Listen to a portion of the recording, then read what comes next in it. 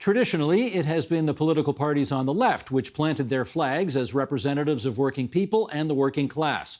But from Doug Ford's new rapport with private sector labor unions to the new federal Conservative Party leader's posture as a defender of the working class, the right is making its case for that support.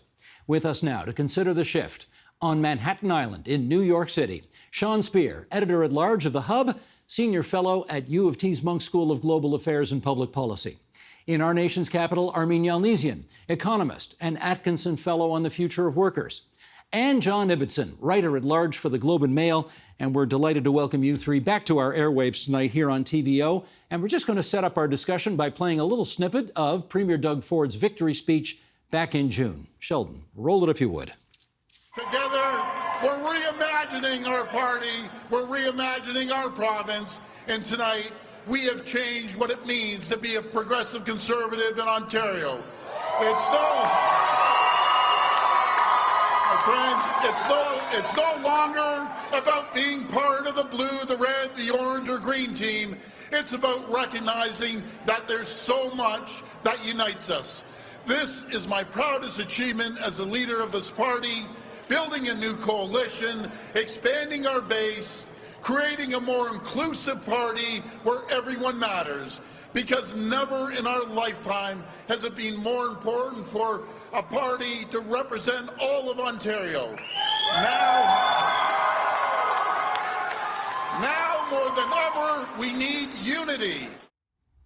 Sean, I want to pick up on that line. We have changed what it means to be a progressive conservative in Ontario. And the Premier's contention that he's created a new coalition, which obviously includes private sector labor unions as part of it. Do you see that as a brand new coalition in Ontario politics these days? I think the short answer is yes, Steve. In a way, Canada is slow in this broader trend occurring across Western societies, what's sometimes referred to as a realignment of our politics. Viewers will be familiar with Donald Trump's unorthodox voter coalition, or the British Conservatives' breaching of the so-called Red Wall in northern England in the 2019 election campaign. It reflects a kind of a sorting of our politics in which education is increasingly a major proxy for whether you vote for the left or you vote for the right.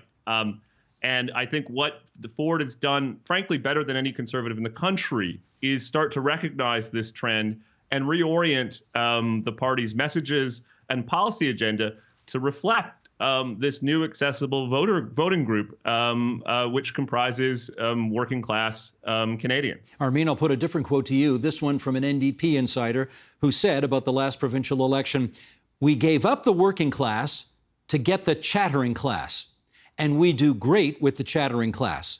So said this NDP insider. If that's accurate, do you agree that was a bad trade? If it's accurate, it was a bad trade. But is it accurate?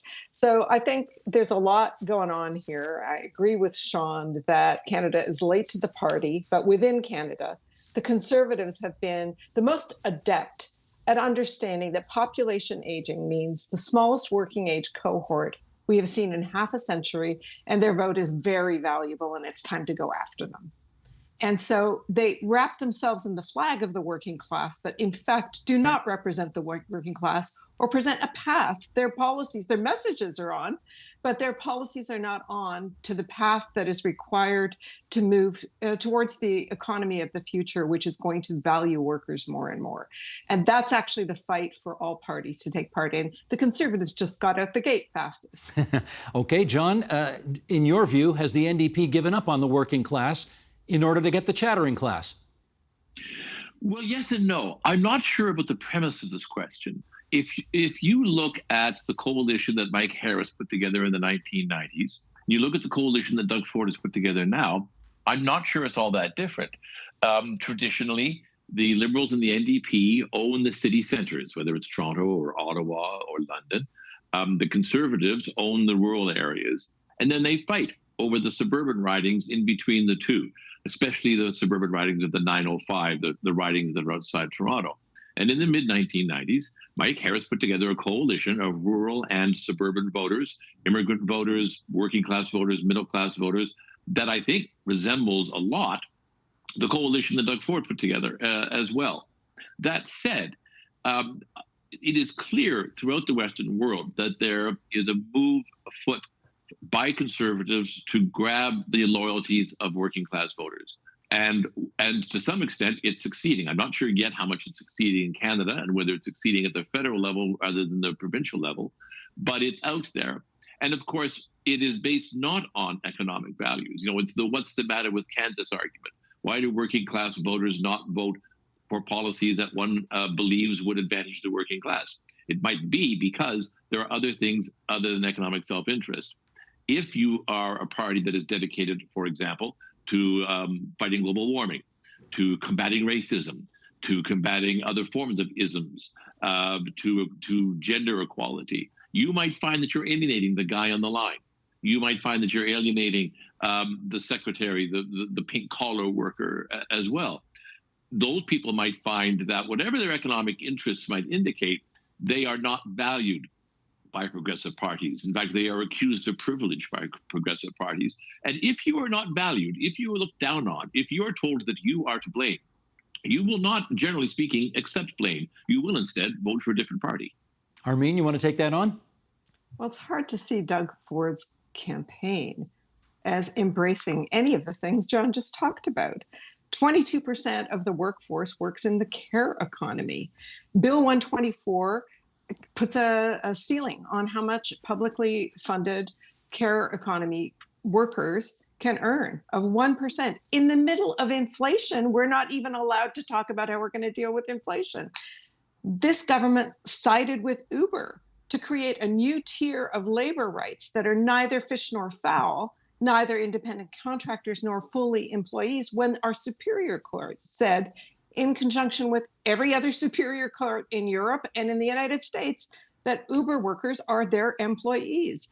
So in what sense is this a government that is wrapping their arms around improving workers' rights? I don't see it. I think everything John has said is absolutely correct, but workers aren't going to buy what they're being sold, by and large, I don't think. It does come down to dollars and cents. And this is a government that rolled back minimum wage, has not provided 10 paid sick days. After 2.5 years of pandemic, it's like, where are the goods here? They love to wrap themselves around blue collar workers and a handful of unions that represent less than a fifth of organized workers in this province. They do not wrap their arms around the real hard workers of this province. Okay, Sean, have at it. If I could just respond, I'd make 2 quick points. I think John is indeed right that the entry point for a lot of these voters moving from the left to the right is culture and a sense that progressive parties have adopted a kind of set of propositions about race and gender and identity and so on that they find a bit alien to their day-to-day lives. But I agree with Armin. If culture is the entry point, at the end of the day, it's up to conservatives to build a policy agenda that speaks to the economic interests and needs of these voters. And I think that remains an open question. I think, for instance, Steve, of a prescient book back in 2008 by Ross Douthat and Reihan Salam in the United States called Grand New Party. And it in effect observed these trends occurring within the American polity and called on Republicans to modernize the party's agenda to better reflect this growing share of its voter coalition. Republican politicians ignored that advice. And the short story is we got Donald Trump. And so it's one thing to bring these voters into the coalition. The big question for the Ford government and for conservatives across the country, are they prepared to, in effect, adjust, rebalance the policy agenda to reflect these voters? And I will just make one final point. This was a major tension or fault line within the federal Conservative Party during Aaron O'Toole's leadership. He sought to make policy overtures to these types of voters and faced some pushback, particularly in the caucus, because there was a generation of conservatives that had grown up, steeped in the free market economic orthodoxy of the Reagan and Thatcher era. So I think this trend is happening. The Ford government with Ford-led conservatives have capitalized it. The big question about its durability will be if and how the party's policy agenda adjusts accordingly. Well, John, I would be interested in your take on the, I think, unprecedented development that happened in the last provincial election, namely 8 private sector unions endorsing Doug Ford and the Progressive Conservatives. Armina's right about the percentage of what that represents in the grander scheme of things. But the fact is, it was 8 unions. Do you see that as an historic shift, or is this a temporary alliance? It's a temporary alliance that might become a historic shift. The first thing we have to do, though, is distinguish between public sector and private sector unions. Again, this was the case when I was covering Queen's Park back in the 1990s before the Mountains were formed. You had a lot of blue-collar private sector unions supporting Mike Harris. Those big days of actions, remember this is the grand strikes that were shutting down entire cities, were driven largely by public sector unions. People working in the provincial public service, people in education, and yes, people in healthcare as well. But the steel workers were never on side. The auto workers were never on side. And I think what you're seeing is not simply a shift of working class voters or lower middle class voters towards conservatives. You're seeing as well a schism between public sector workers and private sector workers, whether they are unionized or not unionized, with the private sector workers more likely now to move towards conservative parties where taxes are low and regulations are few, and you get to be the freest country in the world, if you believe Pierre Poilievre, and public sector unions that are looking more for greater assistance by the state for their jobs, which are jobs that are within the state. Now, Armina, I saw your eyebrows go up there, so I'm inferring from that you're not quite sold. Go ahead. I agree with John that there is a schism between the private and public, both for conservatives in particular, but just generally, we're seeing two major narrative flips, which account a little bit for what we're seeing with the conservative agenda. The first is that after 40 years of labor surpluses, population aging, that's my age group and John's age group, at some point we're going to exit the labor market completely. And we have fewer entrants to the labor market than exits from. And that tightness in labor markets isn't going away for the next decade or two. And we haven't seen that in half a century. We haven't seen that actually since the early 50s, this type of tightness in the labor market. And that changes politics. It does change bargaining power. And one of the things that is happening in public and private sector unions that John rightly pointed out was the case with Mike Harris is we now have the first female president of one of the largest private sector unions, Lana Payne. And Unifor represents a lot of personal care workers in the healthcare sector. The line between public and private is blurring when it comes to the care economy. And with an aging population, you're going to also have to flip the script on more market, less government, which is what I've lived with my entire life as an economist.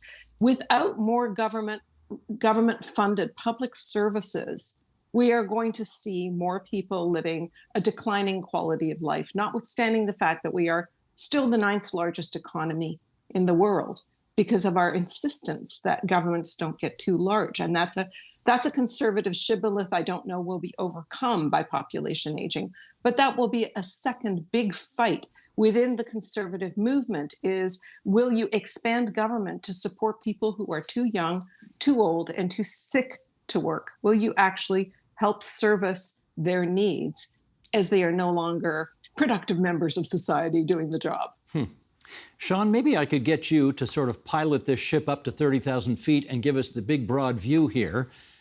Namely, well, let's put it this way. You just co-authored a study on the nature of the changes that the working class has seen in the last many years. Maybe you could just hit us with some of the bullet points on that. Yeah, thanks, Steve. There's a tendency in conservative circles, even the ones that I think are predisposed to leaning into this sort of realignment, I think, to take a slightly outdated view about what represents the modern working class. You hear, for instance, slogans like, we're for the people who shower after work, not just the people who shower before work. It's a good line, but it increasingly doesn't reflect the experiences of the modern working class. Let me just give you some quick hits. There's about 6.5 million workers in jobs that would be constituted as working class. That represents about 34% or so of the workforce. More than half of those workers are women. About half are in sales and services, not so-called blue-collar work that one usually thinks about when he or she talks about the so-called working class. They're disproportionately represented in cities. I could go on and on. I guess the major takeaway here, Steve, is that the complexion of the working class is changing. And if conservative parties at the provincial level and at the national level are genuinely committed to a working class agenda, it has to be rooted in the working class as it is, not the working class as it used to be, and that means that the policy responses are going to have to change as well. It's not merely about supporting manufacturing or resource development. It's going to have to address issues like housing or transit or modern labor standards, or, as Armin says, thinking about the role of public services. I guess that's a long way of saying I think the Ford government ought to be lauded for this insight that it had about the potential with working class voters. But the key will be following through to develop a policy agenda that truly meets working class voters where they are. And Armin, if this working class is becoming increasingly female in number and percentage, can you talk to us about the political implications of that down the road?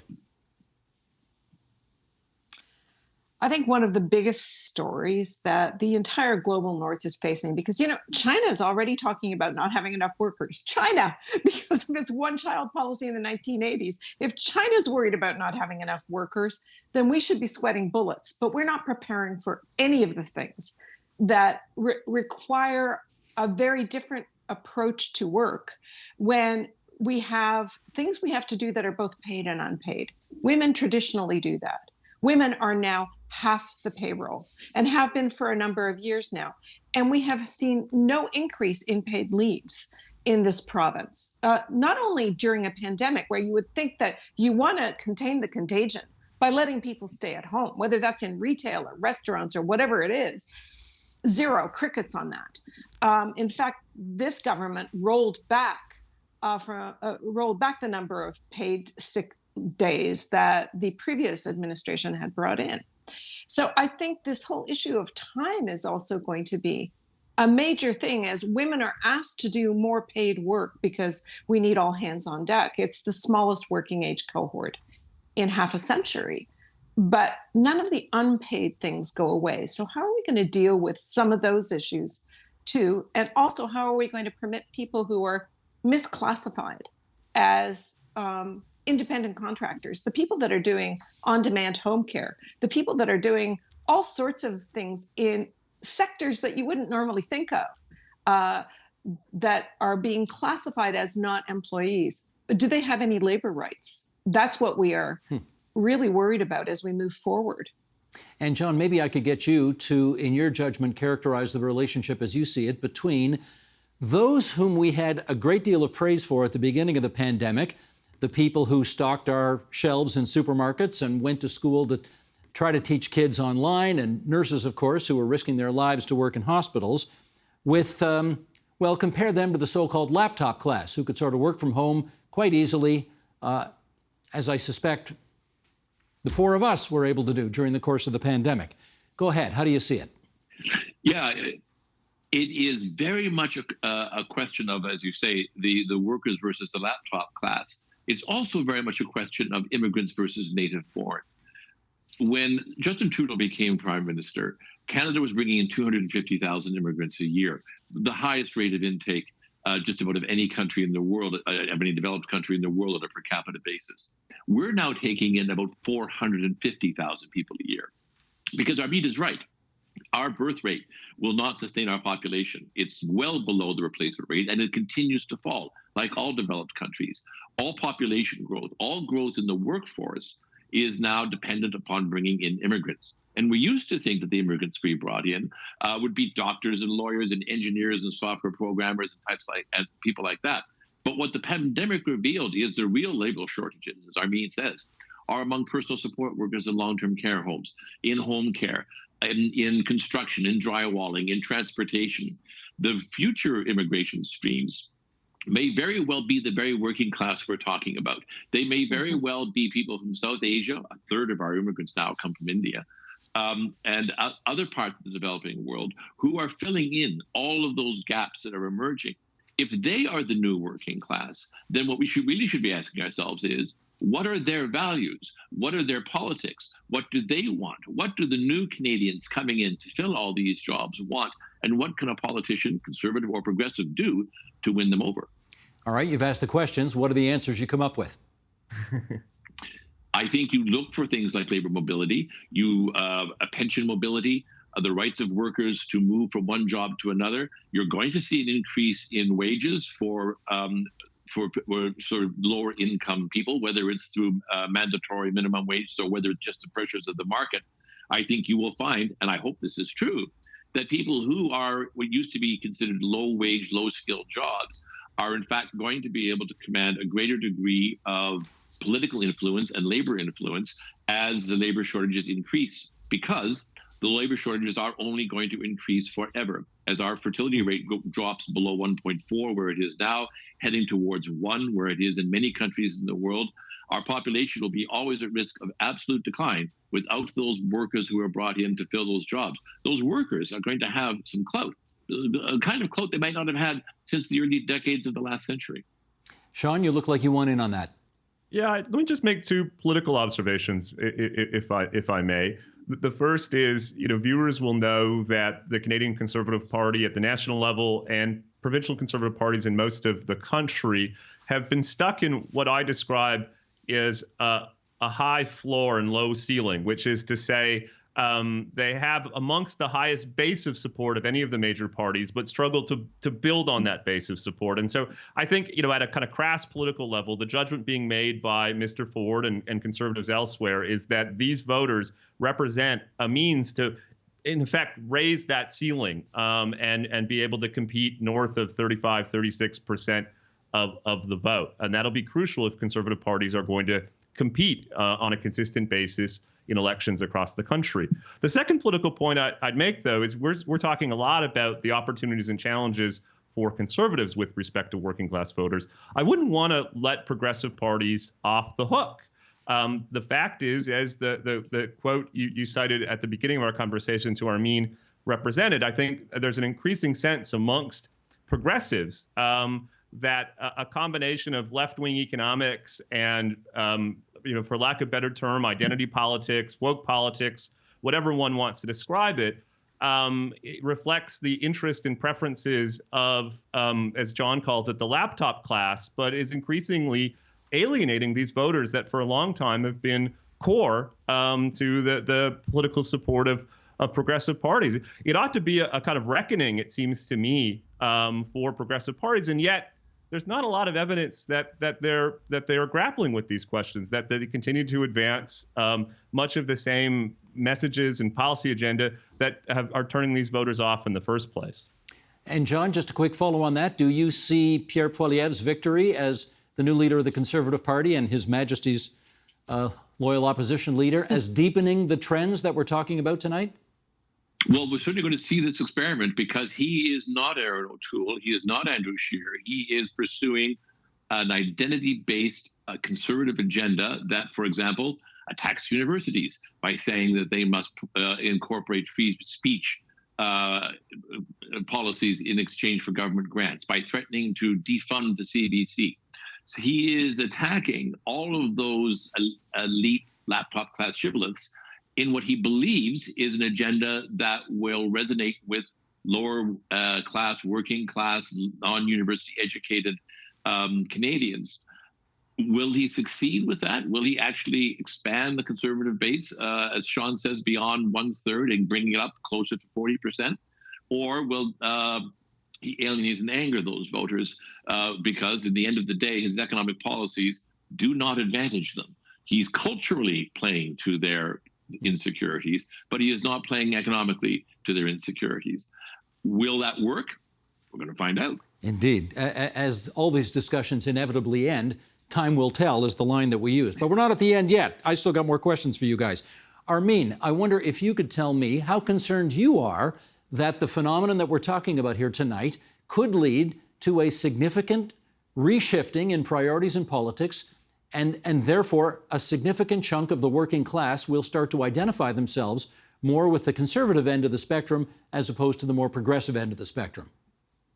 I think it depends if John is correct that the working class shifts towards some kind of cultural something. I don't know what it is. I mean, Poilievre represents a kind of Trump-light American agenda with his insistence that we need to be more free, whatever that means. Free from, free to what? I don't know what he's selling. He's selling, I'm not Trudeau. So cool. That's a wedge. That's a form of wedge politics. But if Trudeau goes back to the surf that he wrote in 2015, which is grow the middle class and the people trying to get into it, that is the working class agenda. That is where you want to make every job a good job. You want to build resilience in the labor market from the bottom up. You want to improve wages and working conditions, and you want to improve the public services everybody can rely on, so that good public services are not a function of how much you have in your pocketbook or who you work for. So I think there is something going on here, but just to cut to the chase, we are not ready for the shift in bargaining power, which is radical. What is about to happen over the next 20 years is a radical shift in bargaining power, because we are going to need workers from high skill to low skill, from high pay to low pay, and we are not valuing them right now. We are doing the opposite. I just want to add one detail that I want to chime in after John spoke about the 450,000 immigrants. We fancy ourselves a nation of immigrants. We have turned into a public policy debacle, like in the United States and in some European countries, of being more and more reliant on temporary foreign workers than migrant workers over time. And it is accelerating, it is not decelerating. So last year, 2021, a year of pandemic, we brought in approximately 1.2 million newcomers, not 400,000 immigrants, 1.2 million newcomers who were permitted, two out of every three were permitted to come in temporarily to study and to work. This is a new world. And if you want to talk about valuing workers, how we do this thing about how we value the workers that are high paid, low paid, and everything in between will depend on what our immigration policy looks like. And just to be totally clear, the entire global north is going through this at the same time. And the people from the global south that are coming here will have their choice of wherever they feel is the best people magnet. So we better be one of the best people magnets if we are not going to see not only our population decline, but our economy decline. The only thing I would add to that, Steve, if I may, is that this political realignment is occurring against the backdrop of a larger intellectual or ideational rebalancing. From the financial crisis to the pandemic, I think the so-called Washington consensus, which has guided policymaking, across the political spectrum for the better part of 30 or 40 years, is under significant strain, and it's kind of jumbling the left-right spectrum. Armine and I disagree on a number of issues, but the truth is the work that she's done on the rising care economy, the work that she's done raising concerns about temporary foreign workers competing away the economic competitiveness of working class Canadians. This is something that I think increasingly will find an airing and a home within conservative politics. And so, as I say, I think we're living in a kind of fascinating time. And I'll just wrap up with one point. You mentioned Poilievre and his resonance with these voters. One statistic worth mentioning is more than half of people currently in working class jobs have educational credentials that exceed the basic market expectation for those occupations. And that is a voter group that Poilievre spoke to throughout the leadership campaign. These are people who did everything they were supposed to do, as he puts it, and are stuck in jobs that are not leveraging their human capital And oftentimes they find themselves, as he often said during the campaign, living with their parents or in small apartments because the housing market has similarly closed them out. So one wonders if that's a subsegment of the working class for which Poilievre may be able to make gains. Right. John, I got a minute left for this question here, if I can, to you, and that is, it's going to sound like a smart aleck question, but honestly, it isn't. It ends well. It was almost a decade ago that you co-authored a book called The Big Shift, in which you predicted that Canada's Conservatives would soon be in a position to usurp the Liberals as the so-called natural governing party of the country. And immediately after the book came out, Trudeau won 3 straight elections. So everybody was sort of having a bit of fun at your expense. However, I'm wondering if maybe you were just a bit premature, given the events of the last year, in your prognostications. What do you think? Yeah, the big shift, the Empire Strikes Back return of the big shift. The Conservative coalition that Darrell Bricker and I talked about in the big shift is there. It remains, and it consists largely of suburban immigrant middle-class voters. They are the voters who determine elections. And as I said, a third of those immigrants that we bring in now come from South Asia. They tend to be economically and socially more conservative than the native-born.